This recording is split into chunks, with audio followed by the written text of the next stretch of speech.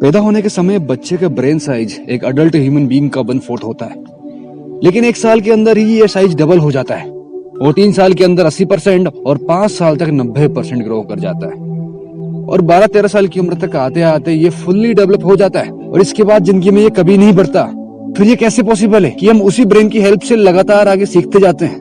बात सिंपल सी है। जिस तरीके से बॉडी में ब्लड सर्कुलेशन के लिए ट्यूब्स होती हैं, ठीक उसी तरह बॉडी में सिग्नल के ट्रांसफर के लिए न्यूरॉन्स होते हैं और इनकी संख्या करोड़ों होती है। डिफरेंट एक्टिविटीज परफॉर्म करने के लिए अलग अलग सर्किट काम करते हैं, लेकिन जब सभी का ब्रेन स्ट्रक्चर सेम होता है तो कुछ लोग ही टैलेंटेड क्यों होते हैं? आइए इसको समझने के लिए एक साइंटिफिक रिसर्च को समझते हैं। एक बार लंदन के टैक्सी ड्राइवर पर रिसर्च की गई। एक्चुअली बहुत ज्यादा रूट्स याद करने पड़ते थे। जब उनके ब्रेन को स्कैन किया गया तो उनके ब्रेन का हिप्पोकैम्पस बड़ा हुआ था, जो कि याददाश्त के लिए जिम्मेदार होता है। ठीक इसी तरह एक और स्टडी की गई जिसमें म्यूजिशियन के ब्रेन को स्कैन किया गया, तो उसमें निकल के आया कि उनके ब्रेन के पैराइटल कॉर्टेक्स और मोटल कॉर्टेक्स का साइज बड़ा हुआ था।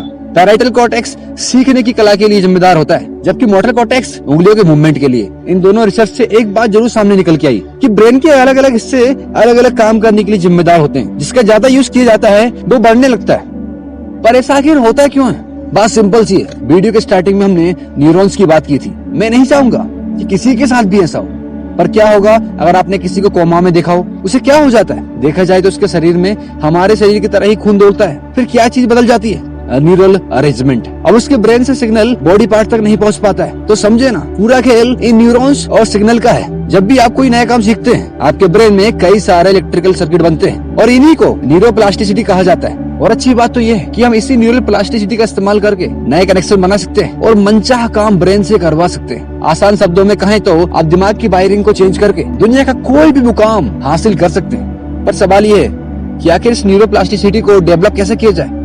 इसको समझने से पहले आपको एक रिसर्च को समझना होगा। इसमें कुछ लोगों को 2 टीमों में डिवाइड किया गया। एक टीम को फुटबॉल खेलने के लिए कहा गया और दूसरे को सिर्फ फुटबॉल खेलने के बारे में सोचने के लिए कहा गया। आपको जानकर आश्चर्य जरूर होगा, जब सभी लोगों के ब्रेन को स्कैन किया गया तो सभी में सेम पैटर्न दिख रहा था। तो बात सिंपल सी है भाई, हमारा ब्रेन इमेजिनेशन और रियलिटी में डिफरेंस नहीं कर पाता है। इसलिए आपको पहला काम करना है कि आप जो भी करना चाहते हैं उसे फील करना स्टार्ट करिए। Feel the emotion before it happens. जो भी आप करना चाहते हैं उसे फील करना अपने ब्रेन को एक सिग्नल पहुंचाता है कि इस चीज का अस्तित्व है। जब आप इस चीज को फील करते हैं ना, तो आपके ब्रेन में नए नए न्यूरल कनेक्शन बनने लगते हैं और जब आप इसी चीज को बार बार रिपीट करते हैं ना, तो ये न्यूरल कनेक्शन पक्के होते जाते हैं। आपके ब्रेन को इन पर ट्रस्ट होने लगता है और धीरे धीरे वो इसी के अकॉर्डिंग बिहेव भी करने लगता है।